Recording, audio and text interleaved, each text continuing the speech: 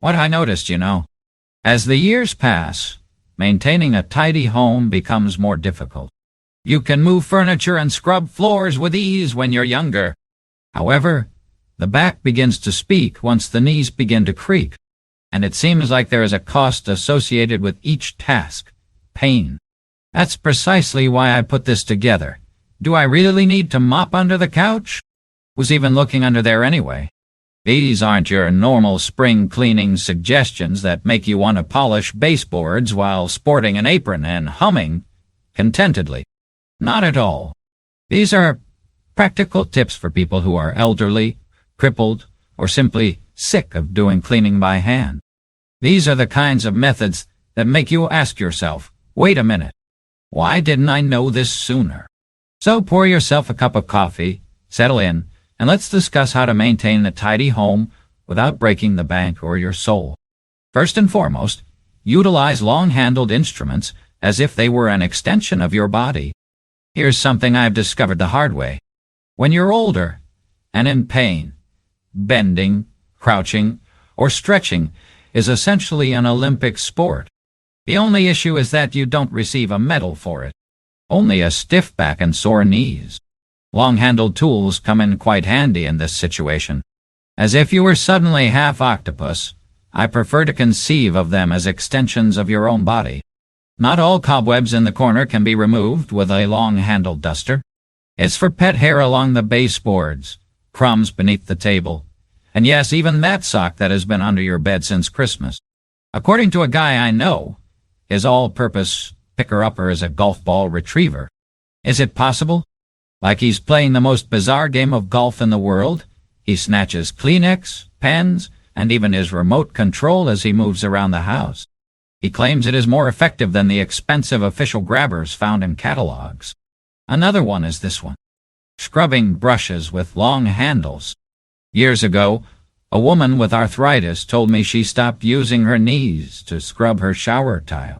She now holds a long-handled brush in the doorway, sprays the cleaner, and simply sweeps it gently. My back will never forgive me if I bend, twist, or do anything else. She refers to this as her lazy mop dance. These instruments have the advantage of allowing you to avoid all the minor motions that can cause significant discomfort in the future. Stooping, twisting, reaching down. Those things may not seem like much, but they're like asking your body to perform parkour when you have nerve pain or damaged joints. You don't have to if you have the correct tool. You simply reach out, give it a quick grab or sweep, and continue with your day. Therefore, I urge you to get one of these instruments if you've been tormenting yourself by stooping for every crumb and fallen object.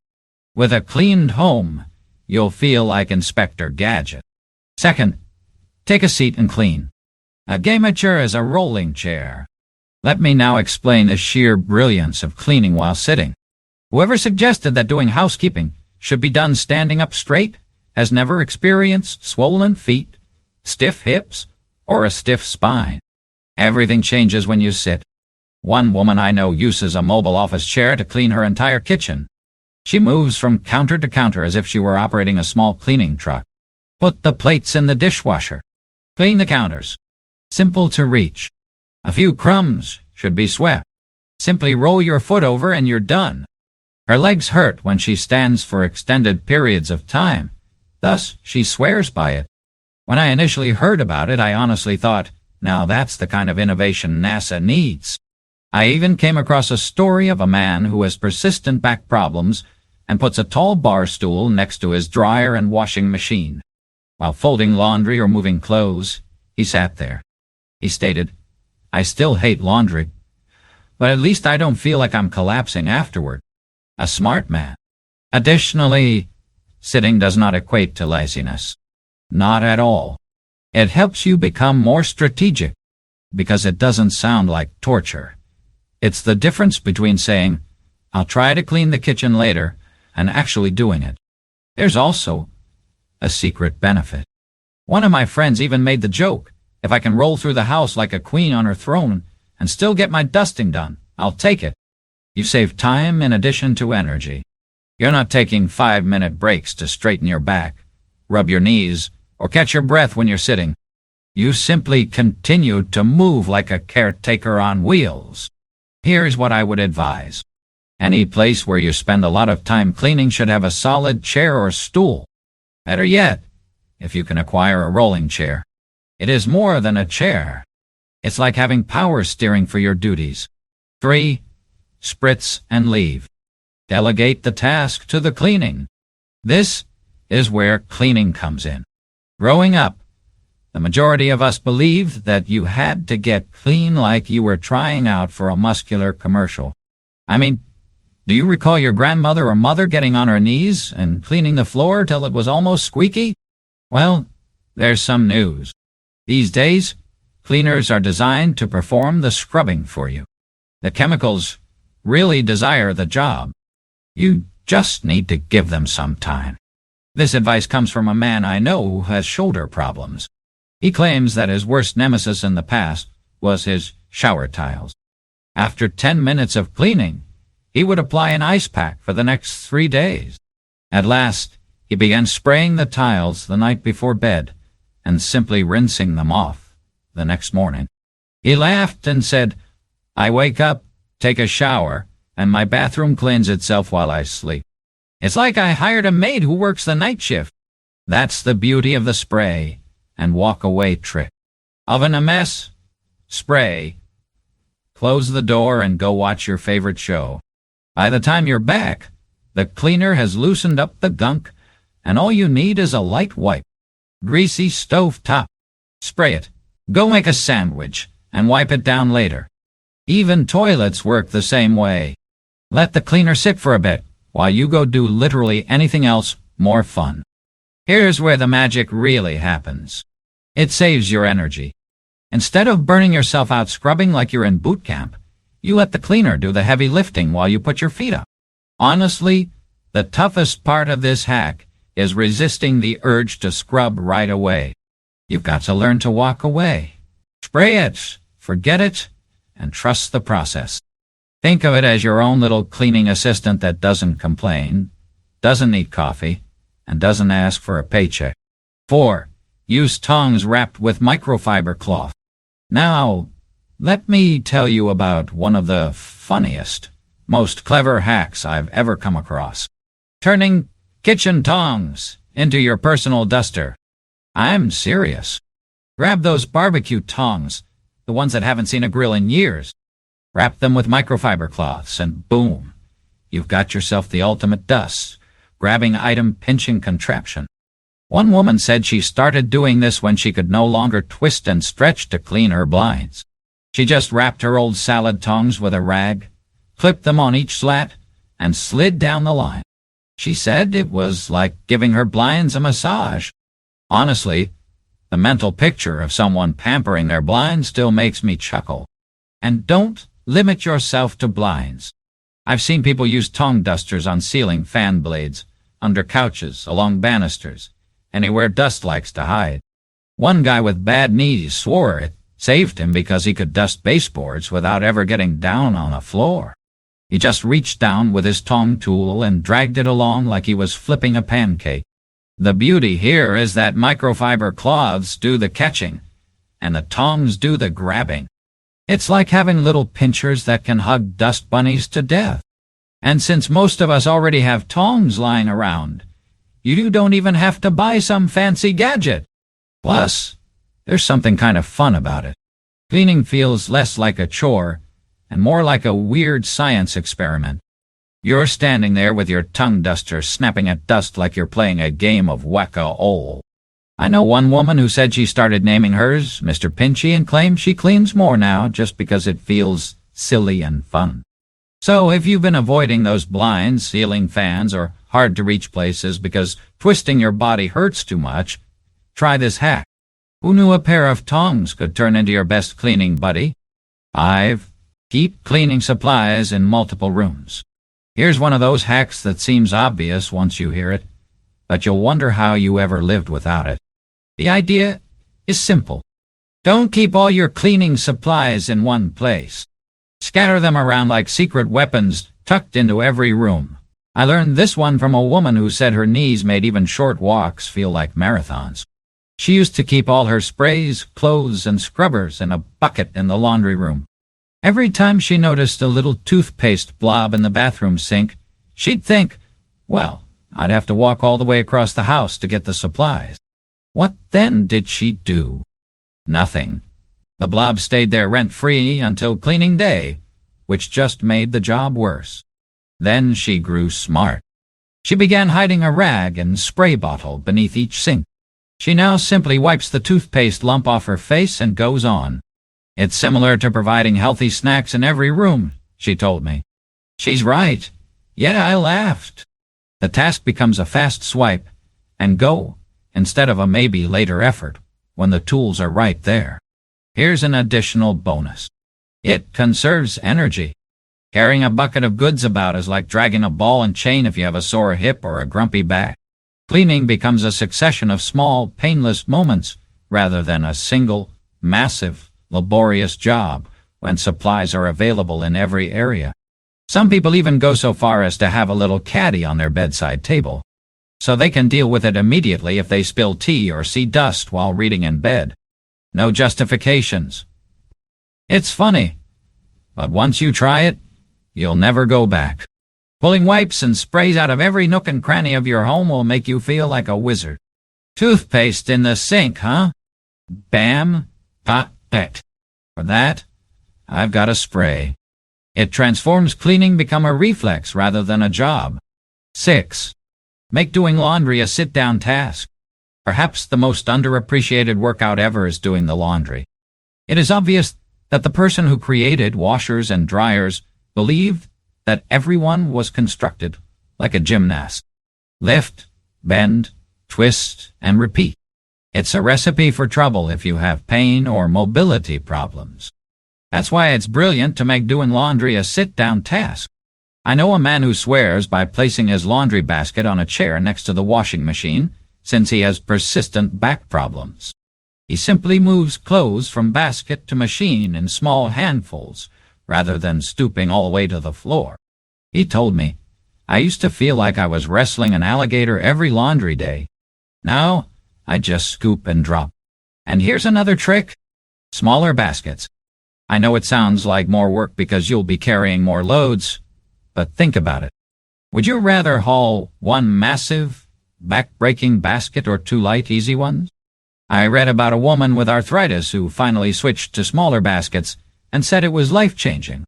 I don't dread laundry anymore, she said. I just take it in little bites. Folding can also be done sitting down, and honestly, it should be.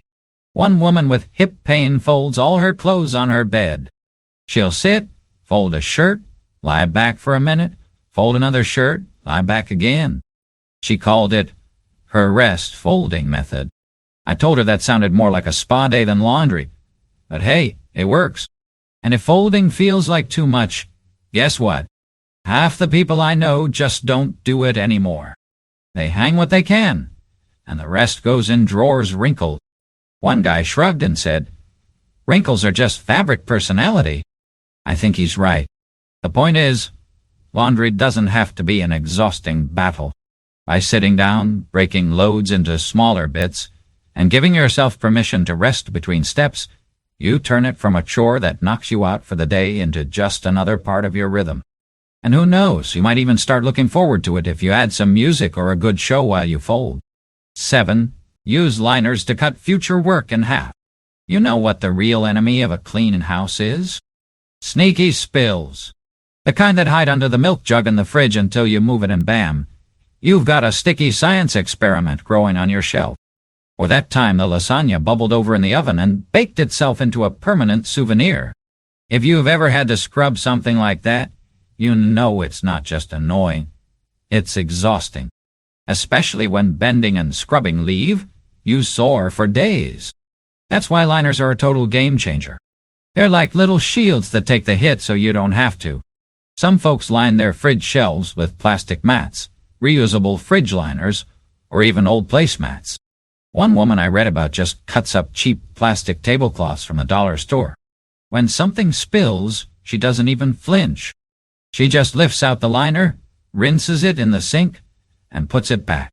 5 minutes, no cursing, no aching joints. Same goes for the oven.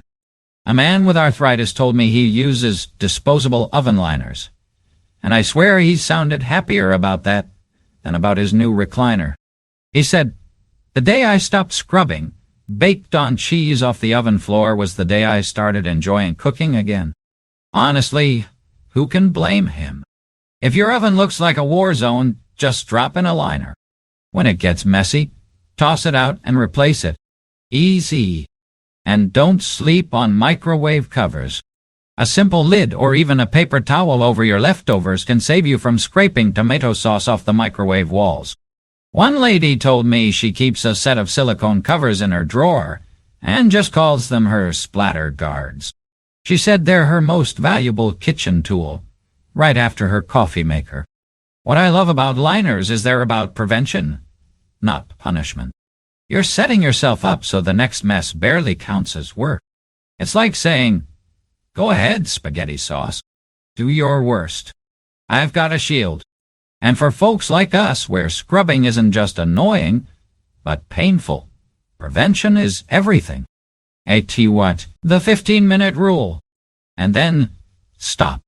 Now, let's talk about the rule that saved my sanity. The 15-minute rule.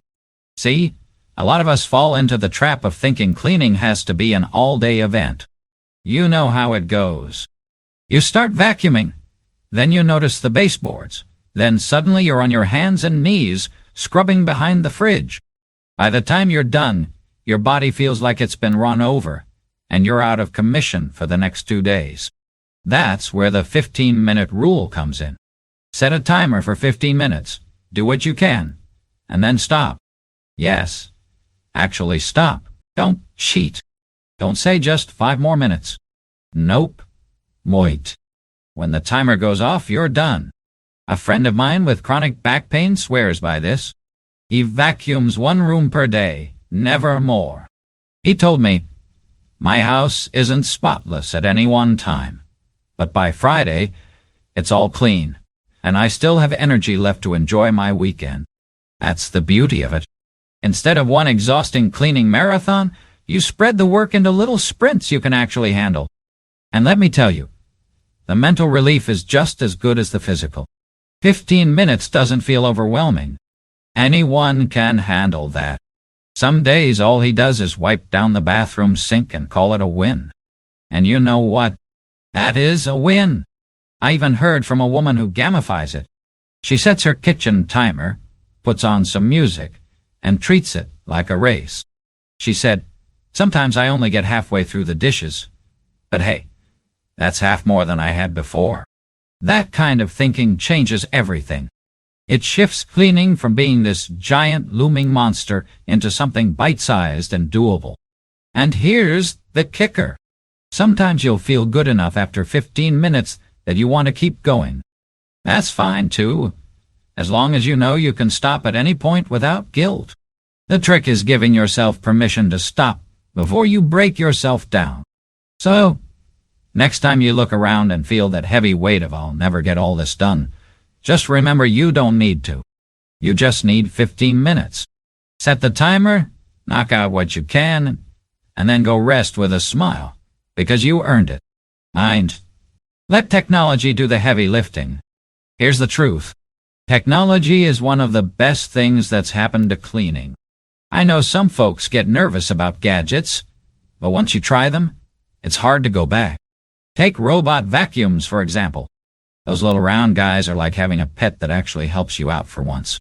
You press a button, it whirs to life, and suddenly you're sitting in your recliner watching dust disappear. One woman in her 70s said she named hers George. She treats him like a roommate. "George vacuums while I nap," she told me. "He's the most helpful man I've ever lived with." Now, if that doesn't sell you on the idea, I don't know what will. And you don't have to stop with robot vacuums. Lightweight cordless vacuums are another gift from the cleaning gods. Forget dragging around those old clunky uprights that sound like a jet engine taking off. A cordless stick vacuum is like, easy to maneuver, and doesn't leave you tripping over cords. A guy I know with bad knees said his kids bought him one, and now he vacuums every other day just because it feels so easy. He laughed and said, "I feel like a Jedi swinging a lightsaber." Even tiny scrubber devices that use batteries to operate their brushes are available. One woman with arthritis informed me that the only reason she still bothers cleaning the tub herself is because she uses it on it. She said, "That brush is my best friend. It truly listens to me, unlike my husband." This is the bottom line. Let the machines assist you. Why not let technology do the bending, sweeping, and cleaning if your body isn't up to the task? It's surviving, not cheating. Consider it like hiring a small crew of unpaid, non-talking helpers. 10. Accept enough cleaning. This is perhaps the most significant lesson of all. There are moments when good enough is indeed good enough.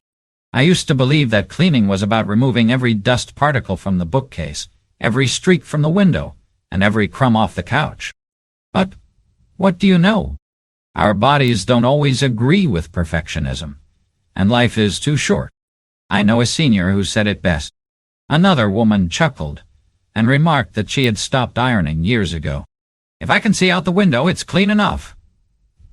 I don't need everything glittering like a showroom." That's wisdom right there. She told me that wrinkles are just fabric personality. To be honest, I wish I had come up with that line myself. In actuality, no one will enter your home wearing a white glove and examine the tops of your cabinets. Give them a duster and tell them to go ahead if they do. It's important that your house feels safe, cozy, and livable, not flawless. You have to conserve your energy for things that truly make you happy when you're old, incapacitated, or suffering from chronic pain. Perhaps that means spending time with your grandchildren, caring for your plants, or simply reading a good book while cleaning the back of the refrigerator until your back hurts. That's not on the list. Clean enough to be healthy, messy enough to be happy is a simple slogan that one man told me he had adopted. I adore that. Instead of feeling bad about what you can't achieve, it relieves pressure and makes you proud of what you can. So feel free to dust the shelf a bit. Allow the laundry to remain unrolled. The streak-free shine should be avoided. It's not necessary for your house to resemble a magazine spread. All it needs to do is feel like you. And sometimes allowing yourself to quit striving for perfection is the most clever, considerate cleaning tip of all. So there you have it. Practical cleaning tips for people who are elderly, disabled, or in pain. These aren't about overdoing things or acting like you have the same level of energy as you did when you were 25. They're about discovering small shortcuts that have a significant impact on the feel of your house and working smarter, not harder.